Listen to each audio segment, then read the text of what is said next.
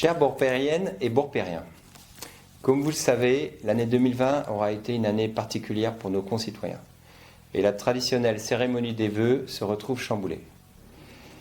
Tout d'abord, je souhaite remercier toutes celles et ceux qui sont engagés pendant cette pandémie à quelque niveau que ce soit, en faveur de notre belle commune Bourpère, de ses habitants et surtout de sa jeunesse et de ses personnes âgées. Je remercie en particulier les agents communaux qui ont fait et qui font du bon travail et sont réactifs pendant cette période. D'ici quelques mois, nous allons retrouver cette convivialité, ces moments de partage qui nous ont fait défaut en 2020. Nous sommes une commune riche d'associations, riche de bénévoles. À nous tous de faire revivre cette générosité, cette implication qui sont les marqueurs de notre commune. La vie continue et tant sur le plan individuel que collectif, il faut se projeter dans l'avenir.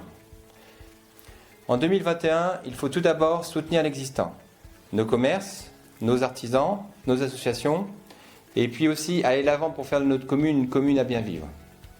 Comme vous le savez, le projet principal de notre mandat est d'aménager, de dynamiser notre centre-bourg. Ceci passe par 4 facteurs majeurs. Des commerces dynamiques et variés, un habitat de qualité au centre-bourg, des services de proximité et une identité qui crée un attachement pour nos concitoyens. Comme vous pourrez le lire dans le bulletin, la nouvelle équipe municipale s'implique pour rendre notre commune plus dynamique, plus belle, mais aussi pour la rendre à notre image.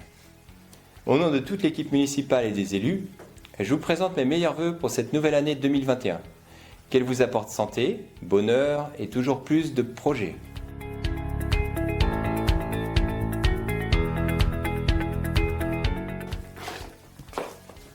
Monsieur le maire, Franck, au nom du conseil, je te souhaite une bonne année 2021. À Bourpère, il y a encore des réseaux ou des rues qui ne sont pas enterrées et les rues ont besoin d'être refaites. Qu'en est-il ? Tout à fait. Donc dans le centre-bourg, on a identifié plusieurs rues, dont rue de la Maine, la rue qui mène à Paillé.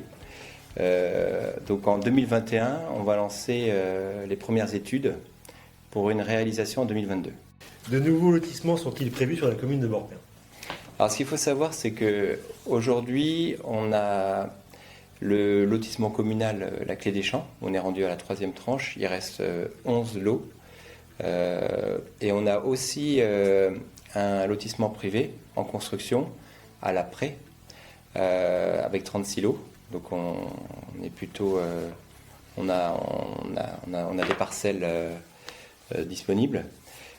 Après, c'est vrai qu'à travers le PLUIH, qui est le plan local d'urbanisme intercommunal, qui va être rédigé en 2021 pour une application en septembre 2022, dans ce PLUIH, on nous demande d'avoir une partie de la commune en extension. Donc là, la priorité pour nous, c'est avant tout de densifier le centre-bourg pour limiter l'emprise agricole. Mais il y a de grandes chances qu'il y ait une extension à travers des lotissements. Dans le bulletin, vous notez que le curage des fossés doit continuer. Quelles sont les prochaines routes ? Alors c'est vrai, on a fait en 2020 un premier curage de fossés aux laitières. Ça fait partie des travaux en régie.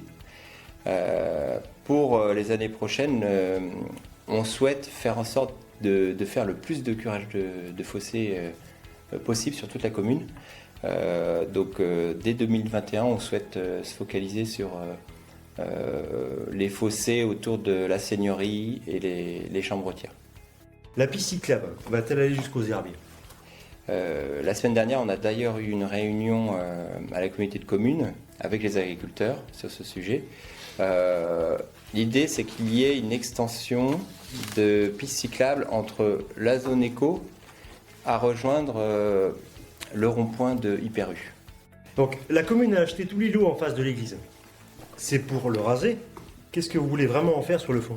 Alors non, aujourd'hui, on n'a pas pris de décision.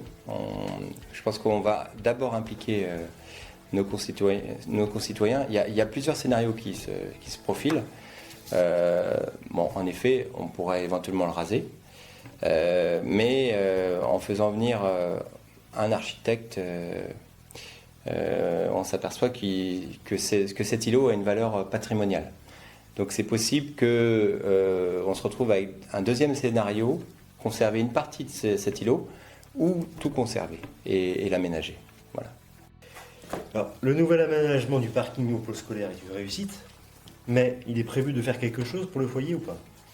Alors tout d'abord, je voudrais féliciter l'équipe précédente qui a mené un beau projet à travers le pôle scolaire.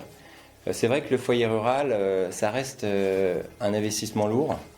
Donc ça reste un projet en réflexion. Et ça fera partie sans doute d'un des projets de milieu ou de fin de mandat. Au nom de toute l'équipe municipale, je vous souhaite Bonne année!